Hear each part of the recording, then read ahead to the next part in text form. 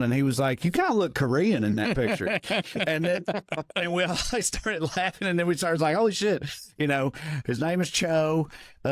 He likes rice. The gas station lady thinks he's Chinese or something. She ching chong China to me every day. Chong China's a direct quote to everybody of the gas station lady. Oh, Mr. Ching Chong China, welcome back. Yeah. They're the liberal rednecks. They like cornbread and butt sex. They care way too much but don't give a fuck. They're the liberal rednecks that makes some people upset, but they got 3 big old dicks that you can suck. What's up? Here we are. Hey, everybody. We were supposed to have another guest for you this week, and that sort of fell through at the last second. Fell's an interesting word. Yeah. I don't know if I want to tell him because I don't want it to be. Yeah, don't. Yeah, good call. We'll just wait, and it'll hit for y'all when it does happen. But so we're kind of scrambling here because we had a plan for this episode, and then then that happened. So you said before, I do have things to talk about. Now we don't have a plan. Well, I do too. I do too. Yeah, right. I don't know what are we going to do with that, and I did what to talk. But I also have things to talk about, and he's got stuff to talk about. So I have one thing. Well, go ahead. It's jury duty related, ain't it? It is. Not the show. We can get into that if you want to. I talked about this a little bit on Gravy Baby, so I apologize to the dual listeners, but I think this one is, worth addressing in both platforms or whatever. As you guys know, like the fact that I have a law degree, it's something I'm proud of, but it's also like I've sort of always felt like it was a big waste of time and money. And then me and Andy got to help that family keep their house about 1.5 years ago, and that was super cool. Now when other things happen where I'm like, totally worth it. I go back and do it all again just for this. This fan hit me up on Instagram and DM'd me, and we messaged before, and they were like, "Hey, how do I get out of jury duty?" Right. And I was like, all right, I can tell you how. I can tell you like the ways to do it and the ways to do it without seeming like you're trying to do it. But I would recommend that you not that if you can do it, do it. It could be interesting. If you end up in a boring situation, you can blame me. If it's this weird dry case, and he was like, well, it's going to be criminal. And I'm like, well, it won't go to trial unless it's juicy. There's no criminal trial going to go to trial unless it's a little bit like, I don't know what happened. It might be a shoplifting case, but it's going to be a little bit like, holy shit, what's going on? And then I didn't hear from him. And I don't know if he was sequestered or whatever, but just like, all right, maybe I will. And then he gets back to me. And I'll have to pull my phone out to make sure I get some of the details correct. And I don't want to get too bogged down in the details because I don't want to drag the podcast. And also, I feel like we can talk about it, and he can tell me now that it's over. See, I was going to ask you. You're the lawyer, because I was going to say, like, is he out to tell you this? No. Shit? Yeah, right. After it's over, there may be like a jurisdictional rule against it wherever he's at, but I can't think of a constitutional reason. Okay. Do you know what I mean? Yeah. Because you can't talk about it during it because it's like you could affect the trial. Well, the trial's over. Right. Okay. So this gentleman, we'll call him Kyle. Okay. I hope his name is Kyle. It is. I won't do the whole name. Kyle D. Hey, dude. Took your advice and just leaned into the jury duty process. I wound up setting on a jury trial for a guy who had been charged with 4th-degree attempted burglary, 2nd-degree assault, and malicious destruction. Through the trial, we learned that the guy's brother that made all these accusations was a sergeant in the Baltimore County Police Department. The cops that came on the day of the incident wouldn't press charges because the stuff that was alleged to have happened were all extremely minor, and the video showed the cop to be the aggressor. There were a few other things that led to the conclusion that he might be full of shit on that day. But dude goes to his commissioner, gets charges filed, and he won't let it go. So, real quick, cops showed up and didn't press and charges. Wouldn't press charges that were attempting to be pressed by a fellow cop of theirs. Yes. So that dude must really not hit, I would imagine. Well, and also Blue Line and the Brotherhood and all this shit. If they were on his brother's side instead of him, they're like, no, you were being an asshole. Something I just thought of. What if he's actually a good cop? And they hate it. That actually also would totally make sense. So apparently, for everybody that don't know, because I was one of them, 4th degree burglary is when you're associated with the intent to commit a burglary. So I think it's when you get caught before it actually happens. Like you get caught outside the building, but you're about to go in. You'd probably, that would be attempted if you got caught outside the building. So you'd have to go in. It's you go in and then, so the way most people think burglary is stealing, and it often is. Burglary is trespassing with the intent, to commit a crime. Okay. And in a lot of places with the intent to commit a felony. So you can get burglary for if you go in to beat somebody's ass. Okay. Right. It's trespassing with a malicious intent, or so this dude attempted, I guess. Anyway. What is a B&E if you're breaking and entering? If you're just doing it like Dane Cook style. Just to break and enter, but steal anything? Yeah. Trespassing. Gotcha. Unless you damage something, I guess, on the way in. All right. And also, a lot of places don't have B&E. Yeah. Okay. Like a lot of jurisdictions just have trespassing, burglary, and damage of property. What is that? What am I blanking on that one? Oh my God. Just breaks somebody's shit. Vandalism? Vandalism. Okay. Both of those. I only know because I did that when I was 14. Right. So those 3 crimes really do, in fact, make B&E obsolete. Yeah. But some people have, states be making their laws separate from each other back in the 1800s, and now here we are. All right. So here's what went down, apparently. This was a family situation where the parents have to sell their home, and one of the brothers is living there. Because they can't afford it anymore or whatever. So it's already like sad. And there's a lot of contention in the family about all that. So the brothers are fighting because one brother's living there and he hadn't been paying rent. But that's the guy who gets arrested or whatever. So, or maybe, I don't know if he was paying rent or not. But there's some tension. Everyone has to move out. He moves most of his stuff out. Goes back to get the rest of his stuff. Cop brother has locked all the doors. And is like, I set the rest of your stuff out on the curb. You're done here. And he's like, you didn't get all my stuff out. This isn't your house. And then what the cop brother said happened was he forced his way in, knocked a door off the hinges, and in the process cut me, which is where you get the, I forgot the charges already. Assault, secondary assault. And the malicious destruction was the door. Throughout the trial, this video comes out where it's like he said he got cut, he had this cut on his arm. In the video, after the door was supposedly broken, you could see there's no cut. Mm-hmm. Like he's like, the guy who's writing me, he's like, he clearly did that himself. And also, he said he knocked the door off the hinges. It was a sliding glass door. There's no hinges. Also, his stuff was inside there. So it's like he's going in. Also, he lived there. He wasn't on the lease, but neither was the other brother. Well, I'm starting to doubt he's like actually a good cop now, after he's not. Right. He's a piece of shit. Yeah. Well, now I'm back to my original take on it, which is like he must be a colossal piece of shit. Right. That's what I said on Gravy Baby. Yeah. Like, imagine DJ was giving me shit because I was like, dude, like, who lies to other cops? And DJ's like, all the cops. Yeah. Right. And I was like, no, they tell. My opinion was like, no, they tell each other the truth. Yeah. Hey, can we just fuck my brother up? Right. So he must be a huge bitch, right? So the part that I really was excited about that he was telling me was him, an old hippie dude, and 2 black women were like not guilty. Yep. And everyone else were like, well, they were like, maybe he lied because he was so upset. Like, in other words, he's a liar. Yeah. But this dude's still burglarized. Yeah. Otherwise, why would they have charged him? Right. That's how fucked up America is. Yeah. And part of the reason I say to people who listen to this podcast is if you get a chance to do jury duty, do it. Is to because combat. you've got to be those people. Yeah. So wait, to quote anonymous Kyle D, hold on, I got to find it. I don't want to fuck it up. Me, some old hippie dude, and 2 black chicks, 12 angry men the fuck out of that deliberation. Nice. Apparently they just kept them in there, and we're like, no, this is bullshit, and you know it, and gotta fucking That would not be fun. guilty. Wouldn't it be fun? Yes, and I'm honestly, you made me feel bad enough for it, and righteously, by the way. I'm not mad at you. You should have made me feel bad for it, and I do. When I got out of jury duty, and now I very much wish that I had stayed. Granted, it was going to affect an upcoming trip to LA, which would have sucked, but still. Yeah, I knew that had come up before because I remember, like, a lot of things law related. You were the first person that ever brought that to my attention. I couldn't remember if it was on here or Skews or what, but I guess it was on here when Corey was getting out of jury duty. But I remember you saying, like, no, you, like, people that get out of jury duty by talking about how they,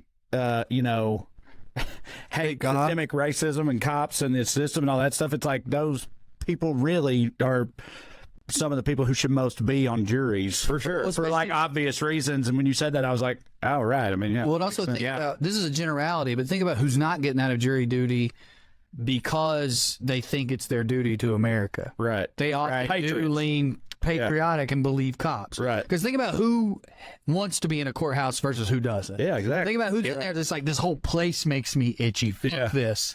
Now we need you, dog. Right. Well, and because I did jury duty, but I'm doing air quotes. I did what I had. I got called for jury duty during COVID. So all I had to do was wake up every morning for 1 week and call this phone number. And when you call the number, they either say, come to the courthouse or don't. And all 5 days they said, you don't need to come. And that's all I had to do. And that's the only time I've ever I'd like to point something out for everybody that's listening. I know to a lot of y'all hearing like, oh, all you had to do was wake up early in the morning and make a phone call. That does sound easy, but to Trae Crowder, that's the seventh circle of hell. So I still applaud you. It is still, that is very true. But that's infinitely, that's still like the best possible outcome for, going through with jury duty. You know what I mean? Yeah. Yeah. Like, I mean, well, depends on what you're after. Yeah, right. But I mean, and also as a comedian, I think it's like it would be very interesting. Well, speaking of interesting and jury duty, I told you before we started, it is related, but it's also very kind of show businessy. But it was a popular show. There's a show on Amazon called Jury Duty. Right. Before we move on, I just want to, good job, Kyle. Yeah, good job, Kyle. Yep. Thank you, WellRED Nation. And buddy. I heard all this hype about it and stuff, and I finally decided to check it out, and it was wild. But the stuff that fascinated me the most about it was thinking about like the logistics of actually pulling it off. So for anybody that don't know, it's like, yeah, I don't really know. Explain it to me. It's a fully, I say scripted because you can't script it because of the nature of it, but they script it as much as possible. It's like got professional producers, directors, crew, writers, and a full cast of actors, right? All making a TV show about jury. This is what he got called in for, and they kept telling him no because they knew he was a comic. Or they just knew I wouldn't hit. Yeah, I mean, that's what happens with most of my auditions. But anyway,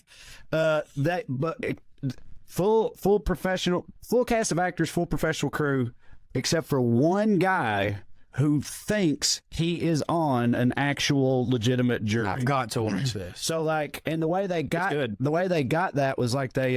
So what's the movie? Truman Show. Truman Show. It is. Yeah, right. It is. It is. But he don't. And so anyway, I found out about it initially by hearing the director talk about it on Fly on the Wall, David Spade and Dana Carvey's podcast, which is good. His name's Jake Zemansky, and he went through the whole process of how they made that show, and it was wild. And he was talking about how, like, by the end of it, they were all really, really, really worried about telling the dude that it had been fake because they were like, because they had grown to love everybody involved like loved this dude because he is a real likable guy.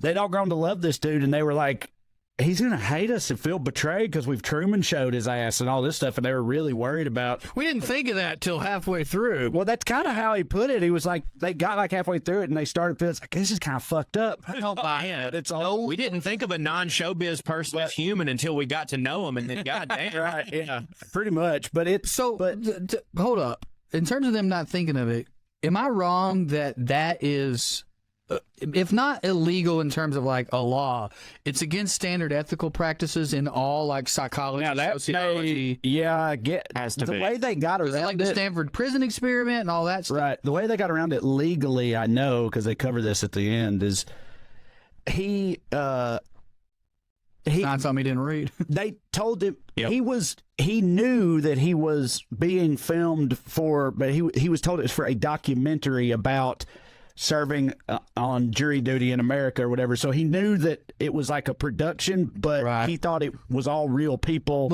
and it was a real case and all that stuff. So they're not psychologists. To be clear, I wasn't accusing them of going against an ethical practice that they're not held to. Yeah. I'm saying I don't know if I buy that it never came up. The fact that someone wrote whatever they wrote that he had to sign, I just don't know if I buy. Halfway through, we were like, I wonder if he's going to hate this. I think that had to have come up before. But he, it ended up hitting for him just fine. He rolled with it. But the thing that was crazy to me was I didn't even think till it was over, realizing that like those actors, there's no takes, there's no cuts, there's none of that really. Like they had to show up because of the nature of what the thing was and what this guy thinks. They had to show up every day and like go to jury duty. Yeah. and stay in character all day long.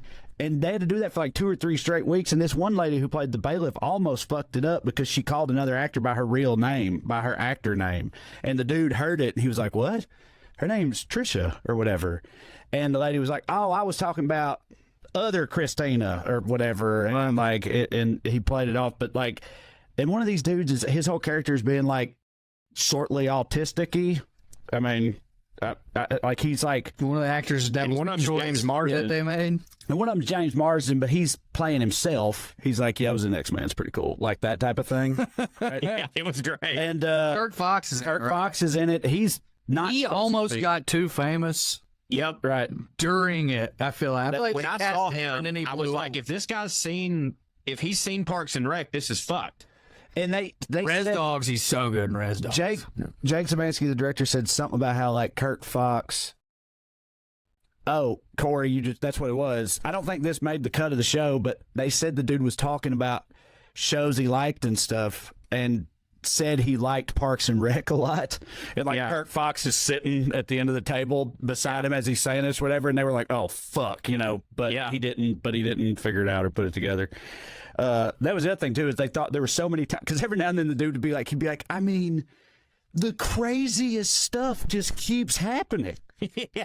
It's like, it's wild. It's wild how crazy all this is. They got the golden retriever. They did. I mean, they definitely did it on purpose. And he is very much what this guy won't sue us. He's one of those human golden retriever type dudes for sure. But anyway, you brought up jury duty, and I wanted to say that. But by the way, I'm like bringing all that up because I'm just like, I don't know if I buy that they just figured it out halfway through. I'm still like in a fucked up way really glad they did it. I'm going to go watch this. Yeah, it's interesting. I wasn't trying to be like moral high ground. I just don't buy that they never thought of it. Yeah. I'm still kind of glad they made it. But I buy that the people in charge didn't, maybe they thought of it, but they didn't give a shit. Right.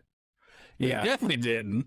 So another showbiz related thing I wanted to ask y'all, and I'm sorry if I'm, sometimes I essentially live under rocks and am oblivious to everything happening. Your other home's up your butt, so it's nice to go back and forth. Two nice places. Summertime, a rock and a fart place. Summertime, nice cool rock. Wintertime, at my one butt. That's how I do it. To go back and forth. But that was great. So I don't know if everyone found this out, remembers this, currently knows this. I don't know if you're gonna be like, yeah, no shit, Trae, but I just either found out or was reminded the other day that Marlon Brando's famous Indian representative, Sacheen Littlefeather, right? We all know the famous moment from the Oscars. He sends her out there to reject his trophy in protest of Hollywood's treatment of Native Americans, and she got booed and cheered at the same time and all this stuff. Famous Hollywood moment. Turns out she was a pretendian. Did y'all know that? Mm-hmm. Yes. No, Trae. Yeah. I just found it out the other day, too. And in the most embarrassing way possible, me and my mom were having a fucking argument, right? And it was about the Oscars or something. And she brought up that whole thing. And she's like, that wasn't even a real Indian. I was like, no, you dumb bitch. You're thinking of Iron Eyes Cody. Right. And she was like, no, I promise you. And I was like, blah, blah, blah. And I looked it up and I had to go, God damn it, Mom. Okay, you understand that this happens never, but you are correct. That is rough. That's like the worst case scenario you could find it out. But yeah, Iron Eyes Cody, the crying Indian from the famous commercial, I had known about him for years. You also brought that up on here. I did. The last few months. Yeah, because I found out, because I'd heard that, so I went back and looked it up, and the details of it were funny to me, like the way he's like, I'm just an old Indian, like he never admitted it or anything. I want to know the details about her. Yeah, but let me say that my version of this, I just heard Pretendian for the first time. Did you make that up? No, when I read it, that did hit. It's on her Wikipedia page. It says she was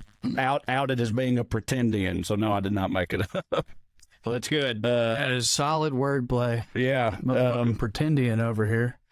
So yeah, her sisters, a Navajo author interviewed her sisters, Littlefeather's sisters, Rosalind Cruz and Trudy Orlandi, who both told the author that their family has zero Native American ancestry. They state that their father from Oxnard out here was of Mexican descent with no tribal ties, and they believe that she fabricated a Native identity because she thought it was more prestigious to be Native American than to be Hispanic. So she lied to everybody, and then that's how he got fooled. And that's like exactly what Iron Eyes Cody did too, except instead of Hispanic, it was spaghetti. He was he was so old, he didn't want to be, which is way he funnier. didn't want to be a spaghetti person. Yeah, which is, so he turned himself into an Indian instead. So Brando, It's what John Wayne was mad about the whole time, and we've been like really disrespecting him. fuck John Wayne. Yeah. Yes, He tried to punch her. I know he did. I don't know if you remember that. I do. That's always been one of the funniest parts about it to me is that John Wayne was being physically restrained backstage because it's just funny to think of. Because of who he is, that he's like, it's an Indian. He just like saw red. You know what I mean?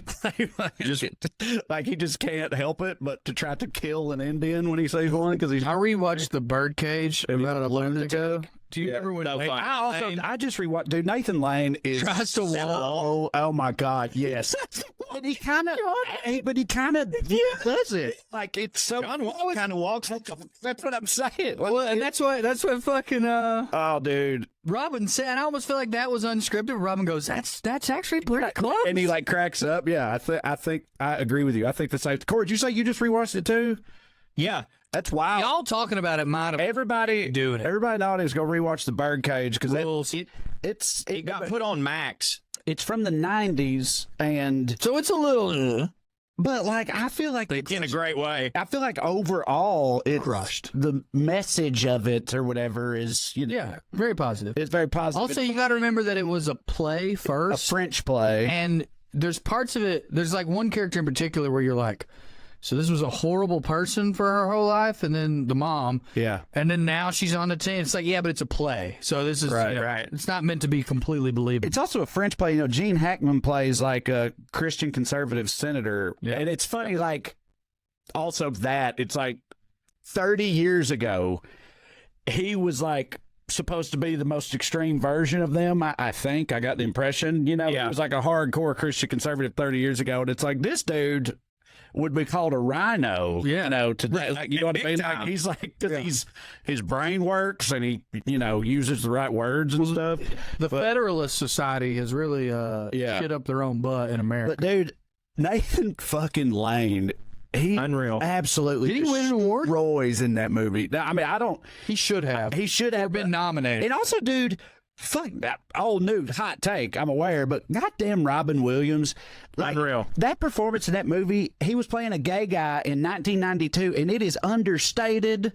It is nuanced. It's not fucking flamboyant and stereotypical or none of that shit. He absolutely seems like. Whereas Nathan on the other hand. Yeah, I know, but you gotta have that. But Nathan Lane is gay, Right. Like, He won the SAG Award. Wait, I didn't know Outstanding Nathan Lane was actor gay. for that movie. so He's not a pretendian. bro, when that movie came out, this is so funny in retrospect because this is how stuff used to be.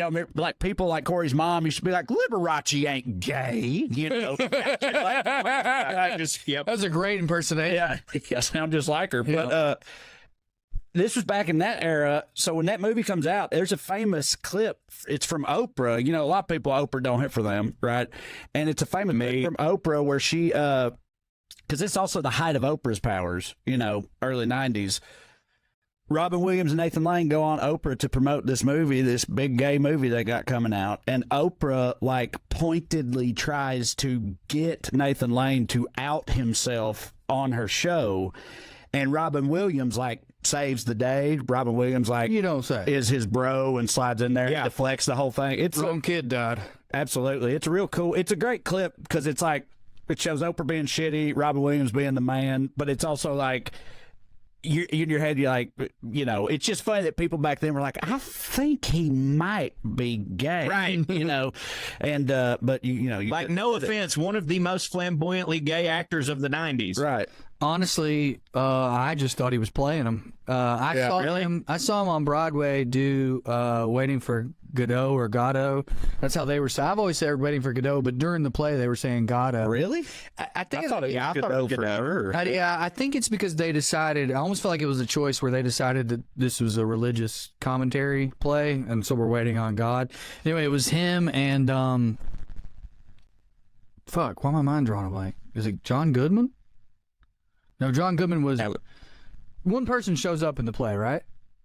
And it's not Godot, but somebody shows up at the bus stop towards the end.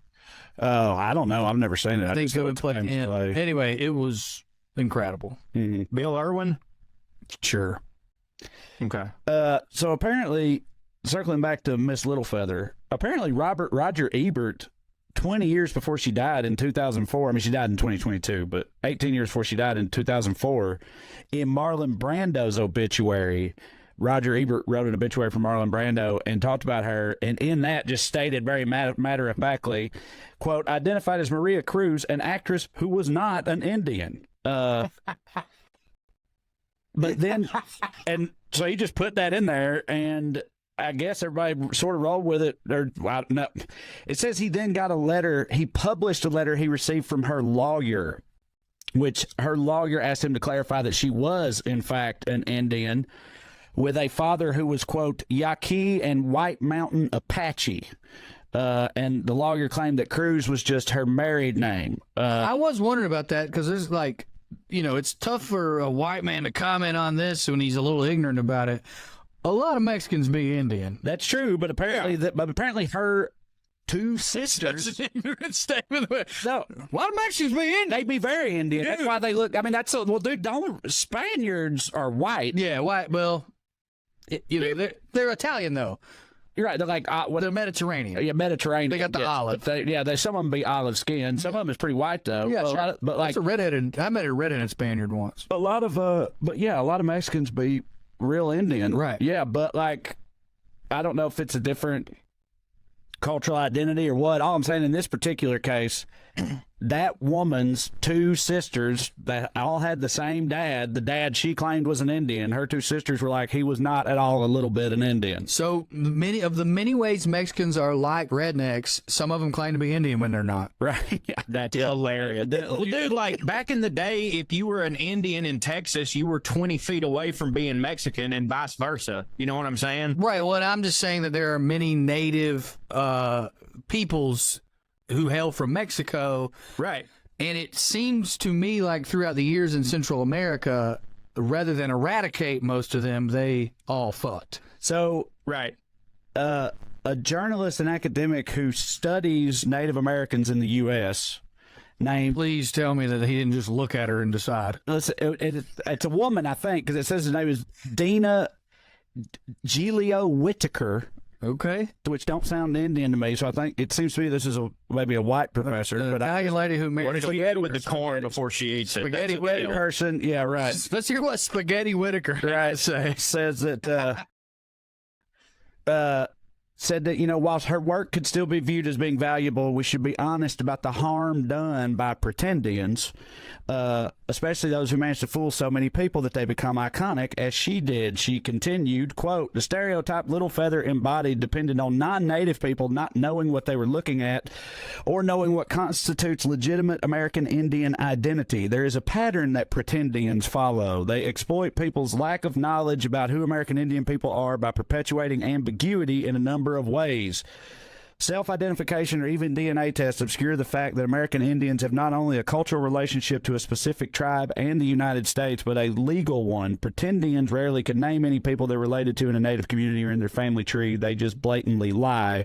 Pretendianism is particularly prevalent in entertainment, publishing, and academia, and also trailer parks in the South. Baptist churches. Yeah, right, exactly. She left those out.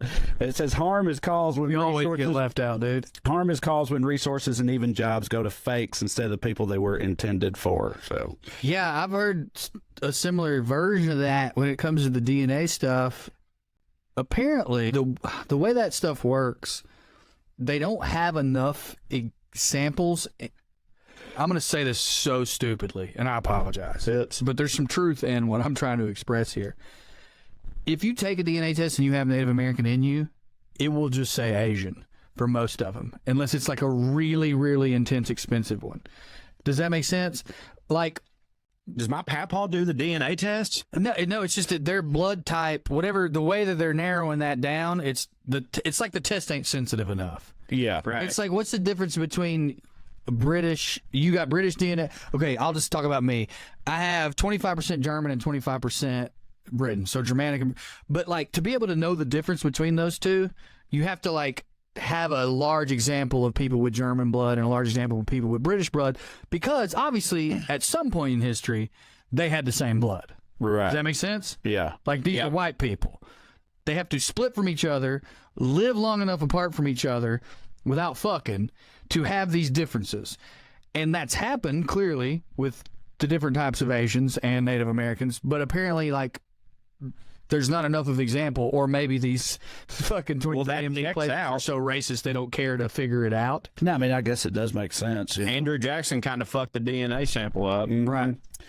Yeah, I'm Joe, have you done one? I'm 52% English, which my last name is English, so that's that. Mine's Welsh. Not surprised, but 52% English, and the other 48% is amalgamation of just every different type of white. Pretty much, every different type of white. No Native American, no black, nothing that hits. Just like, 13 French, 12 German, fucking, there's some Scottish in there. Mine wasn't surprising. It was like 26% German, 25% Britannica or whatever, and then they narrow it down. And the way mine read, it was like, you have these traits, so we're pretty sure Scotch-Irish.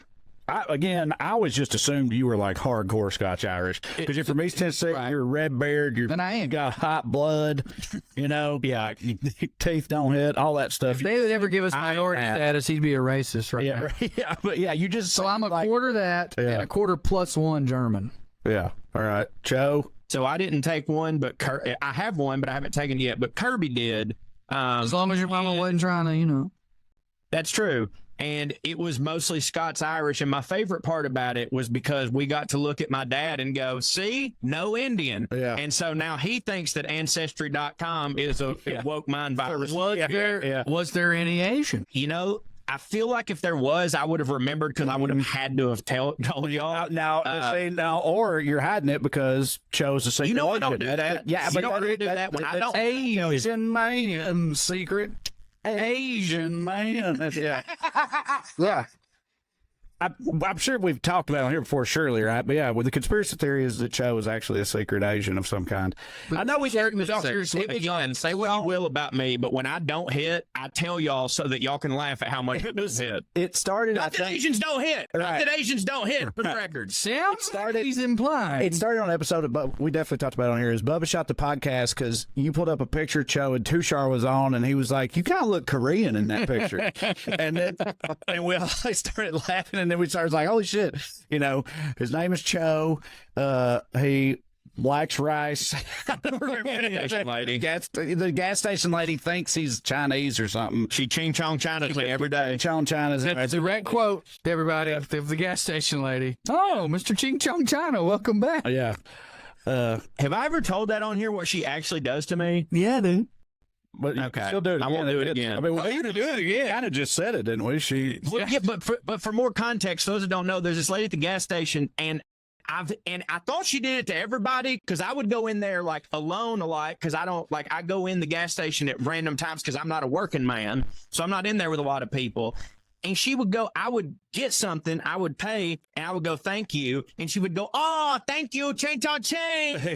That. And I like how he's like, I need to get context. It's like, no, you just need to hit. Yeah, right. You wanted to do the thing. Yeah, I did. But anyways, I thought, okay, Asian this people is love just a thing. Like, what was that? Asian people love jokes. I just feel like our theory is holding water. Right. Well, anyways, I thought like, okay, she just like watches Hong Kong Phooey, and this is just how she talks, whatever. But then I went in, and like there would be people in front of me. She didn't ching chong China them at all. Then I got up there and she ching chong China me. You know what I mean? So like, I don't know what the fuck's going on. It's like a redneck Larry David episode. Right. It's like, is she ching chong China in you? Yeah.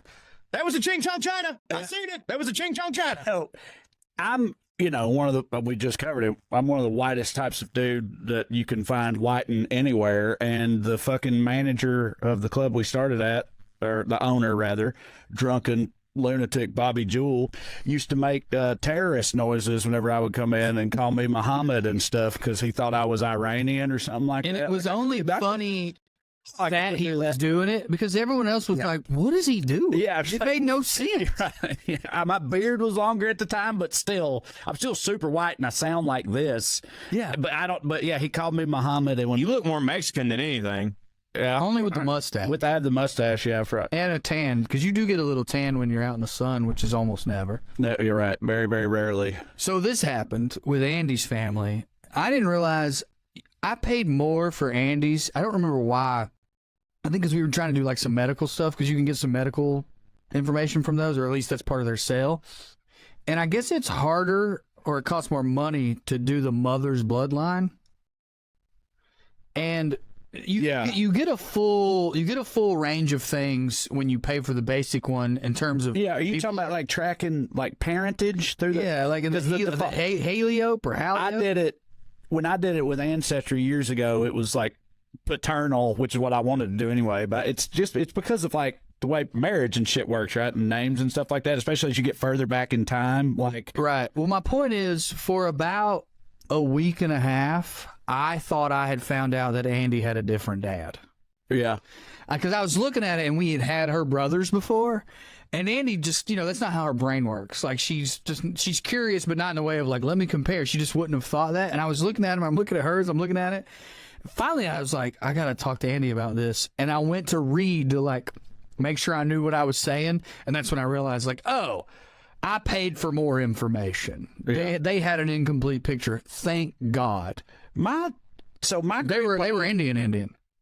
That hits. That's it. My grandpa on my mom's side, From India is what I'm trying to say. whore banging, truck driving, papaw, not whiskey ball, not whiskey ball, papaw, Whiskey ball, papaw. Anyway, whiskey ball, papaw. He apparently, I found out, I think after he died, again, he drove a truck and stayed fucked up and stuff, and so did a lot of porking, a lot of whore porking, and found out after he had already died that he had like at least one whole other family, basically, like that type of thing, like up in Indiana, I think it was. And Indiana? Yeah, and my mom, when I found that out, I was like, oh shit, that's wild. What's up with them or whatever? And my mom was like, fuck them. I don't want nothing, and my mom, she's not the most stable person, but like, I thought that was wild. Like, I don't know, my immediate reaction to that was like, I want to know more about these people. Yeah, I'd like to meet. They didn't do anything wrong. I'd like to meet these people even, but my mom though was like, "Fuck that! I don't want to know shit about them." They, she basically was like, "I'd rather pretend they don't even exist for the whole rest of my life," which is what she has done. But Papa Clem, Dad's dad, had a baby in Italy with a lady he wanted to marry, and the Army wouldn't let him. And then he had to come home, and the lady like fell apart. They didn't both like die, and then Ernest Hemingway wrote a novel about him, did he? No, she gave that kid up for adoption. Yeah. Fucked off forever. We don't know what happened to her. But the kid, Spaghetti baby? the spaghetti baby, and my papa somehow got in touch with each other via letters. And his oldest daughter was that way, but only when she was a kid, to be fair to Aunt Connie. But when she was a kid, she would write her letters, but the letters would say shit like, "He's my dad, not yours." I think that was my mom's like reaction to it. At the time was like, she's like, "No, she wasn't my dad." Right? No, not at all. She was 40. Yeah, I think Aunt Connie came around 30 something. Yeah. Well, yeah. Well, Yeah, that's a weird reaction, but it does happen like pretty often. I got a spaghetti aunt, Aunt Spaghetti. Yeah, you do. That hits. I want to go see her. Yeah, but I've Got nothing to say. right. Yeah. I'm wrestled this weekend. I would like to talk about that. Oh yeah. Well, yeah. Well, make a hit. Well, it was very fun. For those of you that don't know, I was the Buttercream Dream rather made his professional wrestling debut. I did get paid, and I got to tell you guys, a genuine sadness fell over me the moment I was sitting there looking at my payoff in a Drake's Bar and Grill drinking a beer, and at that moment I realized for the first time in my life that I could no longer go to the Olympics and wrestle, and that was That's sad. That is sad. But dude, it was a fucking absolute dream, man. So I do appreciate everybody that came out, because there were WellRED Nation people from like all over the Southeast, and somebody flew in from Washington State to go, because they were like, well, you don't tour anymore, and I wanted to see you wrestle. So there were people making like 4 and 5 hour drives to see it. Did you say Washington State was a 4-hour drive? No. That was a separate thought. Yeah. So someone did fly in from Washington State. Someone did fly out of Washington State. Shout out to that. It does rule. That's almost as Pardon me? heroic as jury duty. No, I'm impressed with that they did that, and I'm happy. No, me too. It was really the opposite of humbling. It made me feel really good about myself, and it was cool. And I, like they told me the performance was worth it. I hope that is true. I know it's such a funny I know it's like, I know it's a very him thing. I don't like it when people say it wrong, because it's wrong. Well, it is. I mean, you're right. People often do. I mean, you're right. A lot of times, people when they say something like, when they're talking about a situation like what you're talking about, Yeah. they'll then say it's like, and it's just such a humbling thing. It's not at all. I disagree. And you're I think you're using the word wrong. It's not bad to be humbled. Humbled is a positive feeling. But what he's saying, context. like when people are like, oh, going up there and winning that award and having all the hitness people in the industry I'm in give me a standing ovation or whatever, like, I found that to be a really humbling experience. It does humble some people. You guys are using that word in the context of like, I've been humbled because I'm not as good as that other wrestler. Like that other wrestler humbled me because he put me on the map. So what is the different? What does it mean differently in this context? I was so filled with gratitude in that moment that it was It was a humbling experience. Like, but to be humble is to be like, no, I'm not really that good. Right. Don't worry. Oh, God. And you say that being humble. Now, the way you just not necessarily not that. That is exactly how people use it. Yeah. But is that not like technically incorrect though? Or but humility is not, I'm not good. Humility is, it's not important to make a big deal out of this or whatever. And a lot of people's reaction to someone making a big deal out of them is, we shouldn't be doing this. I mean, the word humble means having or showing a modest or low estimate of one's own importance. Right, importance. Not skill, importance. Okay, well, guess what? If someone flies from Washington State to see your dumbass wrestle, it makes me feel kind of important, which is the opposite of humble. And I didn't say you were wrong to say you felt the opposite of humbled. I'm saying that sometimes people say they feel humbled by those things and they are using it correctly, because that happens and they very much feel, you shouldn't have done that. Well, no, you should. I will say, all right, like, no, I get that. I don't believe a lot of these celebrities, but that's what they mean. Because a lot of times I'm like, the truth is known. I'm like, why are these people here when I'm about to do a comedy show or something? You feel humbled, right? I'm like, I wouldn't come see me. I can't believe these people are doing this. That's the emotion people are. I do agree they're lying. Okay. A lot of times these celebrities are lying. Well, I'm not going to lie. All right, and I appreciate that about you. I was not trying to correct anybody. Okay. No, but honestly, now that like I've actually always been, I'm like, you're using that word incorrectly, but the way that you just laid it out makes so much sense. And like, I get it. Internally, they're like, I'm not worth this. You've made me feel unworthy. I think they're lying, though. Yeah. By the way. Yeah. Well, honestly, though, in that sense, the first part of me was like, oh, dog, I wouldn't have done that shit. That is you being humbled. Yeah. Okay. All right. Well, people think it means like, someone putting you in your place. Right. It can also mean that, right? Sure. Yeah. You think you're very important and someone proves to you that you're not. But it's not about skill. I think a lot of people think it's about that. Like, I got humbled because I'm not good. Being humbled isn't, I don't think I'm good. It's that I'm not important. Right. Yeah. Okay.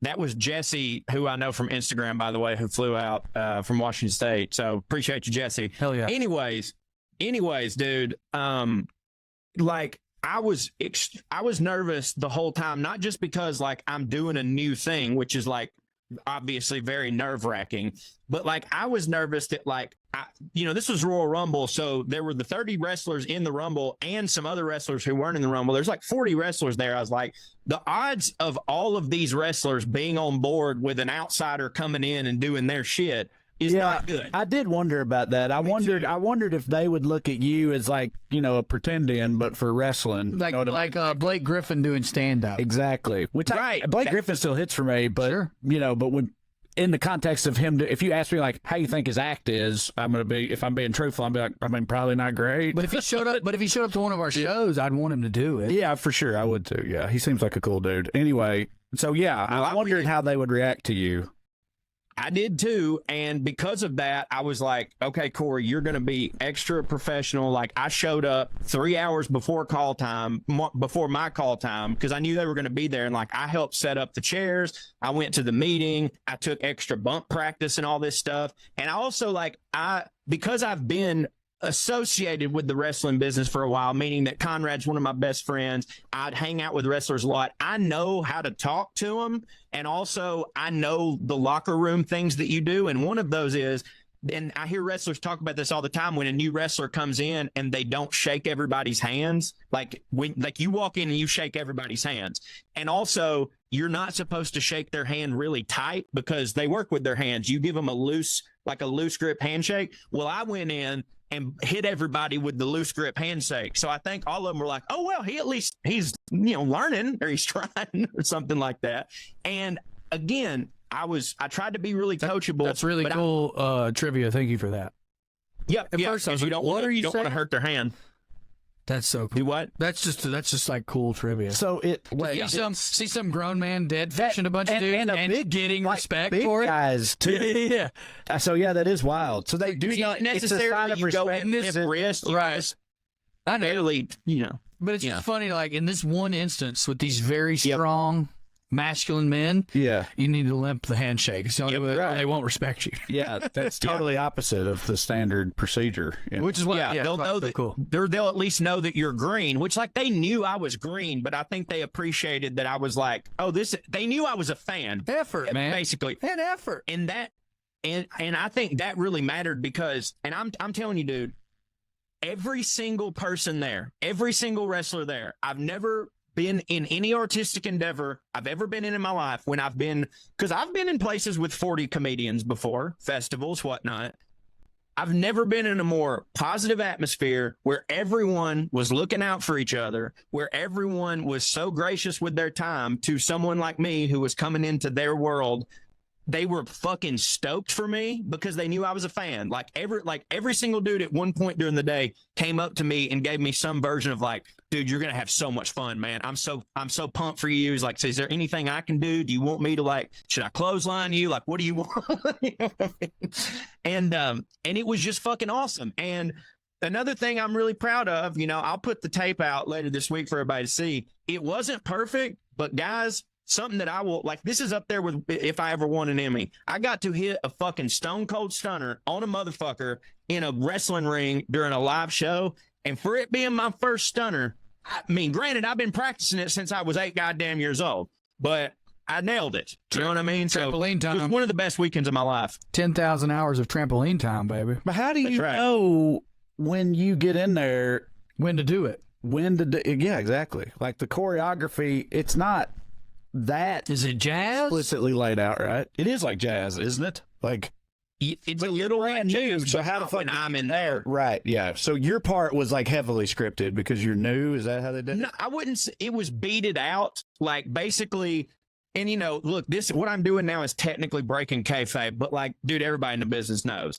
But they didn't want me to get losing all their respect right now. Yeah. I want to know. Oh, I very much want to know. It's just funny to imagine these dudes who were so great to you and respect you so much because you knew all the tricks and not to do that, and you came in and you took your butt practice, and now you're gonna blow it. Yeah, you're right. No, dude, I had bullet points and I knew my locations, and then basically the dude was like, "But here's the deal," and it was funny because I was talking to all of them about the parallels between comedy and wrestling, which at the end of the day, it's all entertainment. Homie said to me, who I want to put over, Rob Killjoy. If y'all don't follow him on Twitter and stuff, now this is generous Corey talking. This is how I'm gonna get out of it. This is Corey Forster talking. The Buttercream Dream absolutely got his ass whipped and fucking hates Rob Killjoy and hopes he dies. How about that? Rob Killjoy was just a peach, and he goes, "Hey man, listen. If you mess up, you're the only one that is going to know that you did. So just keep going." You know what I mean? Yeah. And as soon as he said that, I was like, all right, we're good. Yeah. I mean, it's kind of like stand up is that way unless you really fuck up and point out yourself that you fucked up and make sure everybody knows you fucked up, which That's what he said. sometimes people do. Well, But also like a play, like doing theater and stuff. And I remember like our drama teacher and stuff all said the same thing also, because you're so terrified, especially as a teenager, is new to that shit of like fucking a lineup or whatever. It's like the people in the audience don't know the script. They don't know the lines. They don't know any of that. Yeah. If you fuck it up, just keep going. Just roll with it.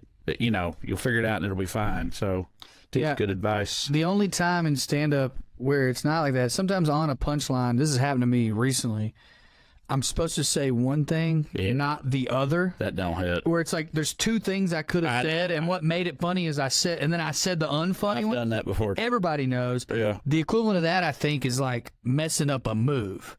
Right. Everyone knows that you went to stun that guy and you like fail. What I don't know what the analogy. You know what I'm saying? There's like a few times where it's like, oh, it's obvious that guy messed up. Yeah, but the beauty was I was supposed to suck. You know what I mean? Yeah. Like, I wasn't supposed to be good. Joe, if you say somebody started shooting on you, what does that mean again? If you're in wrestling and someone starts shooting on you, that means that they go, like, working is like, okay, we're doing a match, we're working, head toss, motherfucker, you're going over here. Shooting is when, like, the person actually gets mad and starts hitting you for real. Okay. You're in school and someone starts shooting on you. That's just too No good. America. Yep. Can I play that voicemail you sent? Yes. Okay. This is a voicemail that our buddy Cassio, Matt Mitchell in Huntsville, Alabama, who's been on the show before and we've done his and stuff. He had an old voicemail from Cho from when we. No, so to be clear, this is like when we did a show in Huntsville, and afterwards you were hanging out with them or something. Okay. Yeah. And Were you drunk when you left this voicemail? bro, don't ask the question. Like you give it 3 seconds. All right, but anyway, so hopefully y'all can hear this. Put it real close. So we had to knock Carl off 'cause he was too big of a pussy to go to the strip club. And then Neil started shooting on us. And they said, well, I'm going to make this horrible run off. So now we got to drop Miguel off. And then while we're on top of the 30 fucking vodka drinks that I ate waffles and drink ale. And now I'm not cute. And so it didn't take me long. So, what's up? The way, dude, is he like, I don't know, his shame builds and stuff towards the end of it. It was just like, the size and I ate waffles, drank milk, and now I'm about to throw up. So I didn't go home. But It is shooting. and so I asked that question first because I remember he says in that Miguel started shooting on us, and I asked him when he sent me that, I was like, who is Carl and Miguel? And he was like, I have no idea. I have no idea. So It'd be great if Cassio didn't either. Yeah. Who the fuck is Miguel? yeah, They might be wrestlers for all I know. Yeah. I want to say something to make a point, but also to commend you, buddy. That whole thing you were talking about of like getting there early, bump practice, the limp thing that you knew, that's an example of what I was trying to like illustrate. That is you being humbled, right? and but that's not, I don't have the skill. This isn't about me. Yes, when he was saying all that, I had the same thought. I was like, now see, that's the humbling part is that, but I still feel like using it in that context is different because again, Leo didn't show up 3 hours early to the Academy Awards and help put up the fucking chairs and do the catering and shit like that, which is what he's doing. So much of his life dedicating himself to that. And again, dude, with Leo, I don't think it probably didn't humble his ass. Right. But it's what you said. Yeah. Why are these people showing up? Right. Seeing me? Little old me, who, by the way, dedicated his life to this years ago. Countless hours. That's that feeling that people are trying to describe. You have written CMT about how much you hit. So for you to Have you ever read that on this podcast? No. So for you to feel that way because people show up is them humbling. I'll explode from pure cringing if That's them humbling. Really hope I can't even find it. I can find it, dude. I got that shit saved. You want me to pull it up right now? No, we gotta go. Yes. No, we gotta go. I'm sure Aaron's got somebody else coming out. He don't want me to read it. All right, plug your shit. I will be in Denver, Colorado, the weekend of the 15th and 16th. I think that's the Friday and Saturday at the Denver Comedy Lounge. Come see me. I'm announcing Nashville and Bristol this week, as well as my little fall tour. It'll all be on Drew Morgan Comedy and my Instagram. I'm in Winchester, Virginia, and Washington, D.C. this weekend. I believe near all of those shows are sold out, I think. There might be some in Winchester, so thank y'all for that, and I'll see you there. And I got other dates coming up, going all over, and we're still adding more, so go to TraeCrowder.com. Come see me. Hey, listen to all our other podcasts. We got Gravy Baby, we got Weekly Skews, and on Putting on Airs this past week, I want to shout it out as many times as I can. We were so honored and humbled, might I add, to have the illustrious, the inimitable Clifton Collins Jr. on to talk about old Hollywood, the craft of acting, all that fancy shit. It was a wonderful episode. Get that wherever you get your podcast, or subscribe to our YouTube at watchpoa.com. Also, thank you all for listening to the WellRED Show. We'd love to stick around longer, but we got to go. Tune in next week if you got nothing to do. Thank you. God bless you. Good night and skew. Fart. All right. It's bye, Joe. Bye, buddy. Bye. Love yous. Love you too. What's up, y'all? Trae Core here. Skate the date. We got us a new podcast, don't we, Trae? Damn straight. It's called Putting on Airs. We talk about fancy shit, But in a dumb way. So if you like that, get on your phone calculator, type all the stuff in, and like, subscribe, tell all your friends, leave us a 5-star review. We sure would appreciate you. Skin it, boy. Great. Cut. My God, I feel like I'm totally capturing the mindset of the simpleton, but to what end? You are a veritable sentient possum, as they have over there. You're doing fantastic. Thank you, old boy. Although I am dying inside. Yes, of course, I do not need this. I hope it goes well.